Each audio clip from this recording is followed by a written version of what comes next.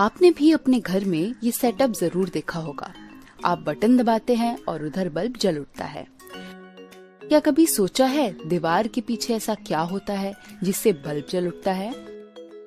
हमने अपने घर में बड़ों से या स्कूल में टीचर से सुना होगा कि बल्ब विद्युत धारा या इलेक्ट्रिक करंट के आने और जाने से जलता और बुझता है। ये विद्युत धारा क्या होती है, कहाँ से बनती है और बल्ब को कैसे जला देती है? आज की इस वीडियो में हम जानेंगे कि विद्युत धारा क्या होती है और किस प्रकार एक जगह से दूसरी जगह तक पहुंचती है। आपने गाड़ी को चलते हुए देखा होगा। कोई गाड़ी तेज चलती है और कोई धीमी। हम आमतौर पर बोलते भी हैं कि गाड़ी 40 किलोमीटर प्रति घंटे की स्पीड से जा रही है। ये 40 किलोमीटर प्रति घंटा क्या है? मतलब गाड़ी 1 घंटे में 40 किलोमीटर दूरी तय कर रही है। तो समय के साथ किसी भी चीज की तुलना करते हैं तो वह उस चीज का रेट या दर कहलाता है। गाड़ी की स्पीड की ही तरह नदी में पानी के बहाव को भी हम इसी प्रकार दर्शाते हैं और बोलते हैं वाटर करंट या पानी की धारा तेज है कि धीमी। इसी तरह हवा के बहाव को भी एयर करंट बोला जाता है। तो ये कहना उचित होगा कि धारा या करंट एक भौतिक मात्रा है जो कि समय के साथ विभिन्न वस्तुओं का संबंध बताती है। यदि धारा हर बहती चीज का हो तो उस धारा को क्या कहेंगे जो बटन दबाने पर बल्ब को उज्जवल करता है? उसे हम विद्युत धारा या इलेक्ट्रिक करंट कहते हैं।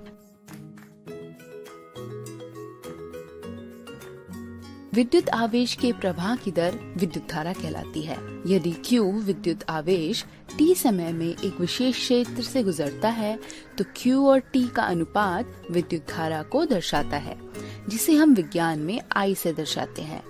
विद्युत धारा की SI यूनिट एम्पियर होती है, जिसका चिन्ह A होता है। ये विद्युत आवेश धातु के तारों के माध्यम से एक जगह से दूसरी जगह गमन करते हैं। उन परिपथों में जिनमें धातु के तार उपयोग होते हैं, आवेशों की प्रवाह की रचना इलेक्ट्रॉन करते हैं। आवेश के चलने के लिए जरूरी है कि विद्युत के स्रोत से लेकर वापस स्रोत तक ये रास्ता बंद हो। इस बंद रास्ते को हम इलेक्ट्रिक सर्किट या विद्युत परिपथ कहते हैं। ये चित्र एक परिपथ को दर्शाता है जिसमें बैटरी का पॉजिटिव सिरा तारों के माध्यम से एक बटन से होता हुआ बल्ब के पॉजिटिव सिरे से जुड़ा है और बैटरी का नेगेटिव सिरा बल्ब के नेगेटिव सिरे से।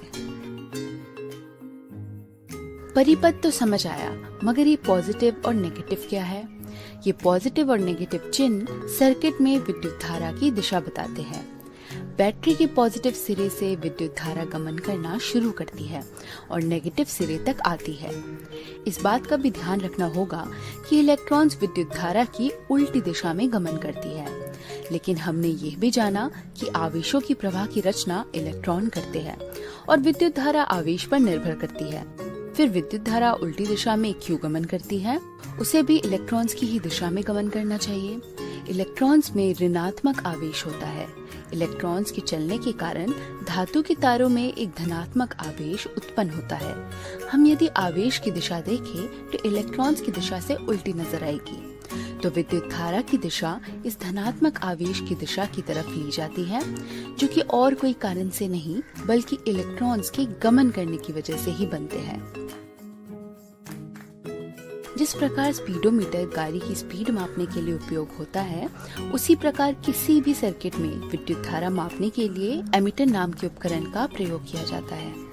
कुछ इसी प्रकार का सर्किट हमारे घरों में भी होता, लेकिन यहाँ पॉजिटिव और नेगेटिव तार किसी बैटरी से ना जुड़ के बल्कि घर में आ रही पावर सप्लाई से जुड़े होते हैं, जिनके बारे में हम आने वाली वीडियोस में और नजदीक से जानेंगे।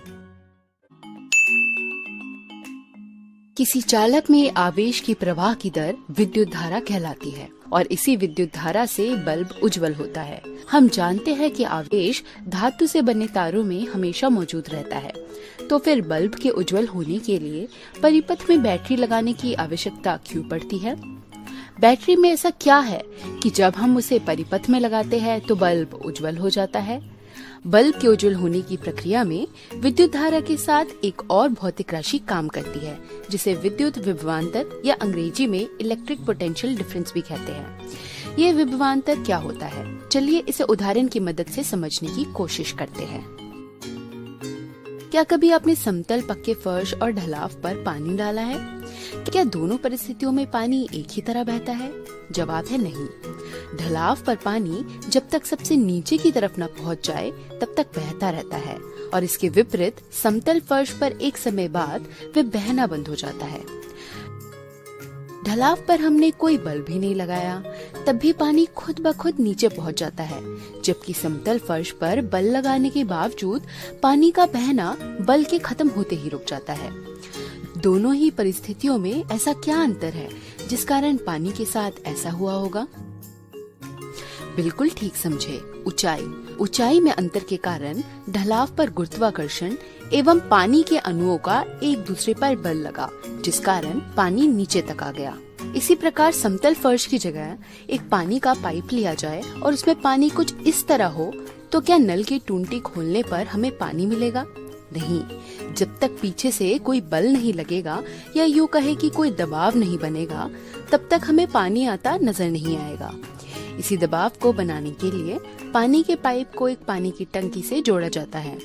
टंकी में ज्यादा पानी होने के कारण पाइप के मुंह में ज्यादा दबाव बना रहता है, और जैसे ही हम नल खोलते हैं, जहाँ दबाव कम होता है, पानी ज्यादा दबाव वाले क्षेत्र से कम दबाव वाले क्षेत्र की ओर चलने लगता है। यहाँ भी ढलाव की ही तरह ऊंचाई के अंतर के कारण इस दबाव में अंतर आता है। तो एक निष्कर्ष हम निकाल सकते हैं कि पानी के गमन करने के लिए दबाव में अंतर होना आवश्यक है। इस चित्र में यदि पानी के पाइप को एक धातु के तार और पानी की टंकी को एक बैटरी से बदल दिया जाए तो हमें कुछ इस तरह का चित्र मिलता है। हम जानते हैं कि विद्युत धारा के गमन करने के लिए परिपथ का बंद होना जरूरी है, तो बैटरी के दूसरे छोर को बल्ब से जोड़ देते हैं। विद्युत भी इसी उदाहरण की तरह है। विद्युत धारा के गमन करने के लिए जरूरी है कि परिपथ में दबाव के अंतर की ही तरह एक अंतर उत्पन्न हो, जिस अंतर को विज्ञान की भाषा में विद्युत विभवांतर या पोटेंशियल डिफरेंस कहते हैं। जैसे पानी ज्यादा दबाव से कम दबाव वाले क्षेत्र की ओर चलता है, उसी प्रकार विद्युत धारा भी ज्यादा विभव वाले क्षेत्र से कम विभव वाले क्षेत्र की ओर गमन करता है।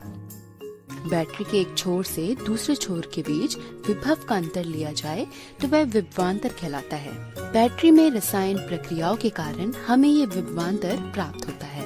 विज्ञान की भाषा में एक इकाई आवेश को परिपथ में एक जगह से दूसरी जगह तक ले जाने में जो कार्य किया जाता है वह विभवांतर कहलाता है।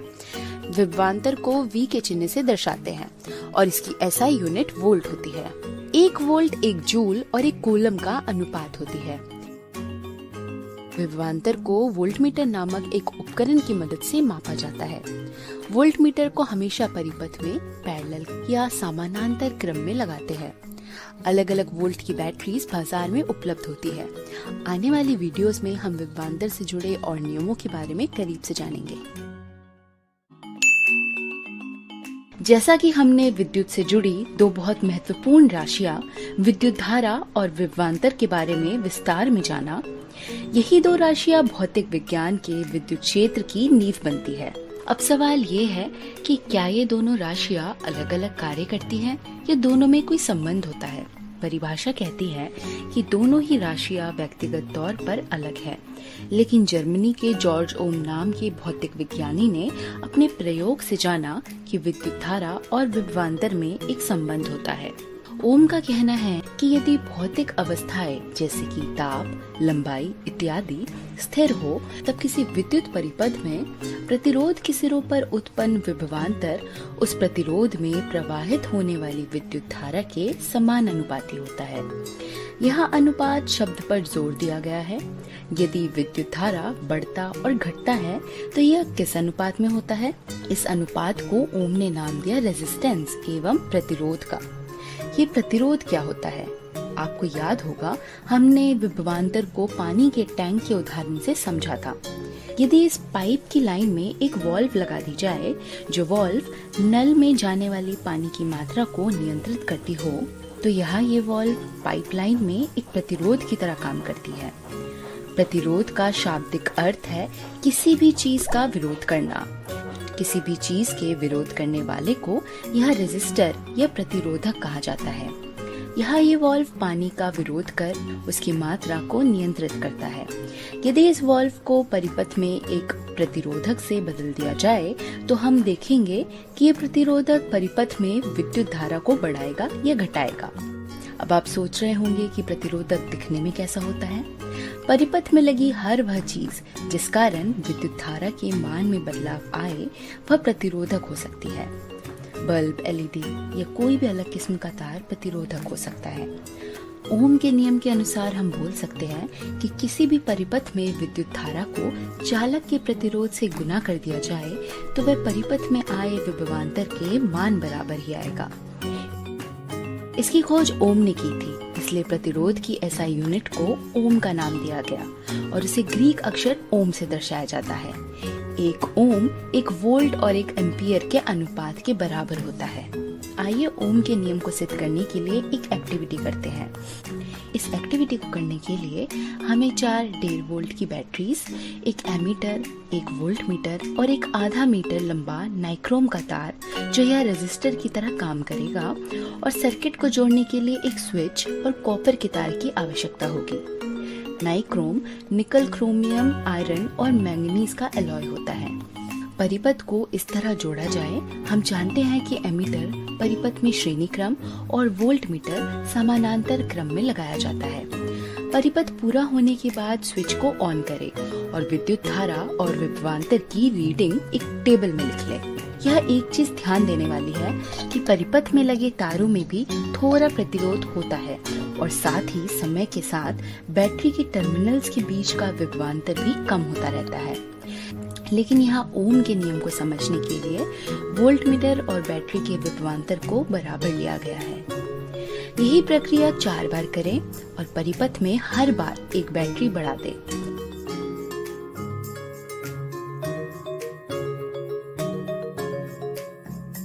यदि विभवांतर और विद्युत धारा का अनुपात लिया जाए तो वह हमेशा एक ही मिलेगा। हम कह सकते हैं कि ओम ने विभवांतर और विद्युत धारा के बीच जो नियम दिया वह सही था।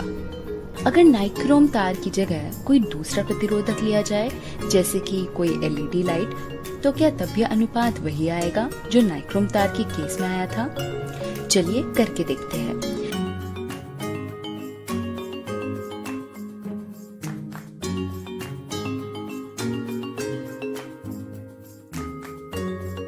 यह एलईडी लाइट के कारण विद्युत धारा के मान में बदलाव आया है। तो इन दोनों एक्टिविटी के माध्यम से हम कह सकते हैं कि हर एक प्रतिरोधक के लिए प्रतिरोध का मान बदल जाता है। तो ये कहना उचित होगा कि प्रतिरोध स्थिर राशि है जब तक कि प्रतिरोधक को बदला न जाए। प्रतिरोधक की सामग्री एवं भौतिक दिखावट के साथ साथ प्रतिरोध और भी कई चीजों पर निर्भर करता है, जिनके बारे में हम अगली वीडियो में जानेंगे। ओम के नियम से हमने विद्युत धारा और विभवांतर के बीच एक बहुत ही सुंदर संबंध को जाना। दोनों से जुड़ा एक संबंध जिसे प्रतिरोध कहते हैं उसके बारे में भी जाना। हमने ये भी देखा कि प्रतिरोध के बढ़ने या घटने से परिपथ पर क्या प्रभाव पड़ता है। अलग अलग वस्तुओं में अलग अलग प्रतिरोध होता है, लेकिन सवाल ये है कि ये प्रतिरोध मोटे तौर पर किन चीजों पर निर्भर करता है।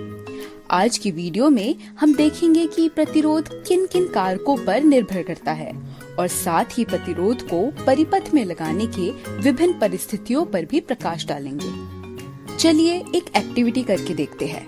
इस एक्टिविटी को करने के लिए हमें 3 नाइक्रोम के तार के टुकड़े जिनकी लंबाई आधा मीटर, 1 मीटर और 2 मीटर हो। नाइक्रोम का तार ना हो तो दूसरा कोई तार भी लिया जा सकता है। एक आधा मीटर मोटे नाइक्रोम के तार का टुकड़ा, एक एमीटर, एक स्विच, एक 9 वोल्ट की बैटरी और परिपथ को जोड़ने के लिए तार। परिपथ को इस तरह से जोड़े। आधा मीटर तार को जोड़ने के बाद जैसे ही स्विच ऑन करेंगे हमें एमीटर में एक रीडिंग मिलेगी।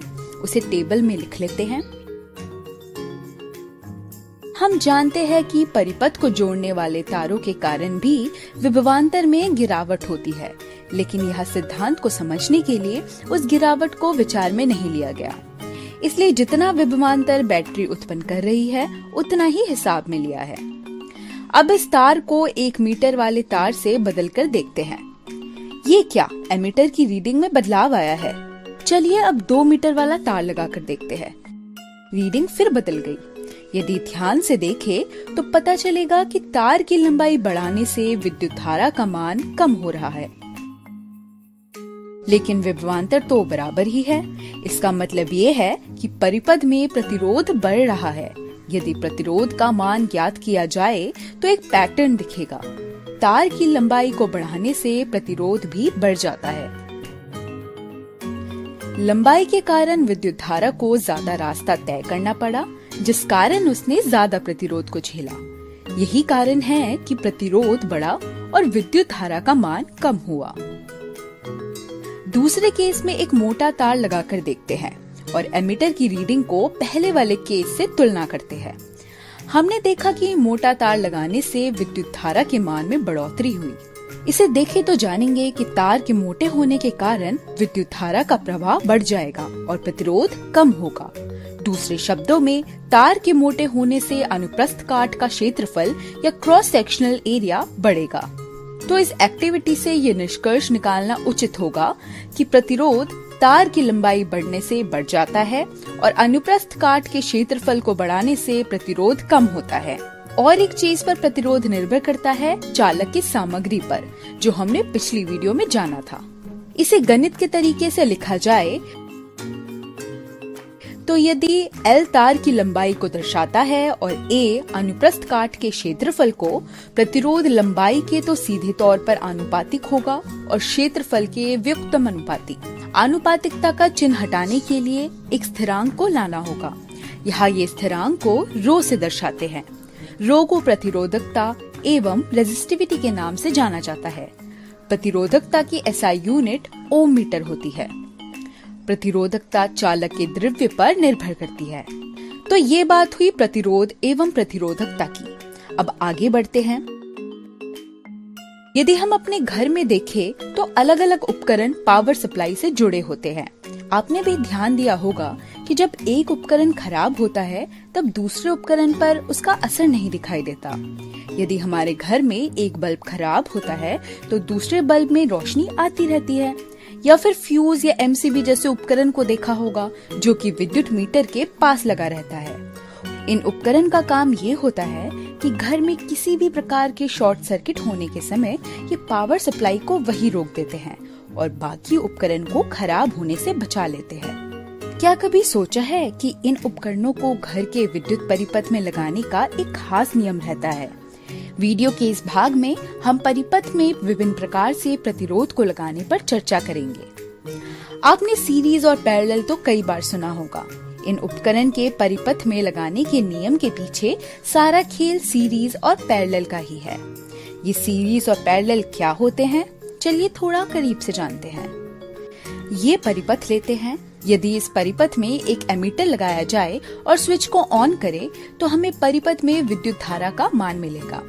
यदि इस परिपथ में एक बल्ब श्रेणी क्रम में और जोड़ा जाए तब ये देखा जा सकता है कि जिस प्रकार एक बल्ब पहले उज्जवल हो रहा था, दूसरे के लगने के कारण वे दोनों कम उज्जवल हो रहे हैं। विद्युत धारा का मान गिरा है, लेकिन दोनों बल्ब में विद्युत धारा तो बराबरी से जा रही है। फिर बल्ब कम उज्जवल क्यों हो रहे हैं? यू बल्ब के कम उज्जवल होने के पीछे कारण है विद्युत की दूसरी राशि, विभवांतर में बदलाव। चलिए विभवांतर नापने के लिए एक मल्टीमीटर की सहायता लेते हैं। मल्टीमीटर एक उपकरण है जिसे विद्युत से जुड़ी कई राशियों का मान ज्ञात करने के लिए उपयोग किया जाता है। यहाँ ये मल्टीमीटर एक वोल्ट मीटर की तरह कार्य करेगा। यदि मल्टीमीटर को इन बिंदुओं पर लगाए तो हमें 9 वोल्ट मिलेगा और इसी को हम दोनों बल्ब के साथ लगाए तो रीडिंग कुछ इस तरह दिखेगी। इस एक्टिविटी से ये निष्कर्ष निकाला जा सकता है कि श्रेणी क्रम परिपथ में विद्युत धारा का मान बराबर रहता है और विभवांतर का मान जितने प्रतिरोध परिपथ में होते हैं उनमें बढ़ जाता है। इस एक्टिविटी से ये निष्कर्ष निकाला जा सकता है कि श्रेणी क्रम परिपथ में विद्युत धारा का मान बराबर रहता है और विभवांतर का मान जितने प्रतिरोध परिपथ में होते हैं उनमें बढ़ जाता है। दूसरा निष्कर्ष ये निकला कि परिपथ में लगे सारे प्रतिरोध के अंतर्गत विभवांतर को जोड़ा जाए तो वह परिपथ में लगे संपूर्ण विभवांतर के बराबर होता है। इसी निष्कर्ष को सूत्र की तरह लिखा जा सकता है और साथ इस सूत्र में ओम का नियम लगाया जाए तो कुछ इस तरह का समीकरण मिलता है। विद्युत धारा पूरे परिपथ में बराबर है तो आखिर में कुछ इस तरह का समीकरण प्राप्त होगा।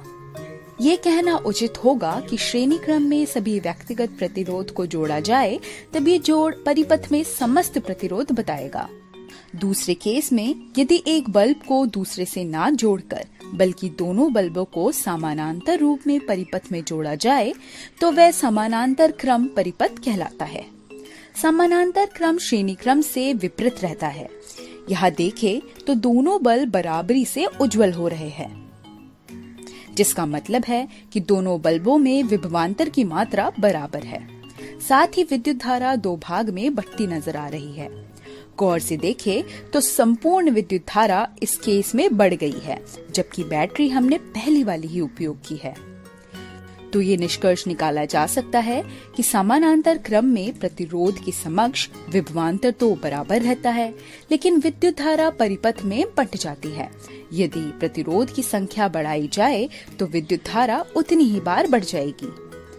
तो यह व्यक्तिगत विद्युत धारा को जोड़ा जाए तो परिपथ में संपूर्ण विद्युत धारा का मान मिलेगा।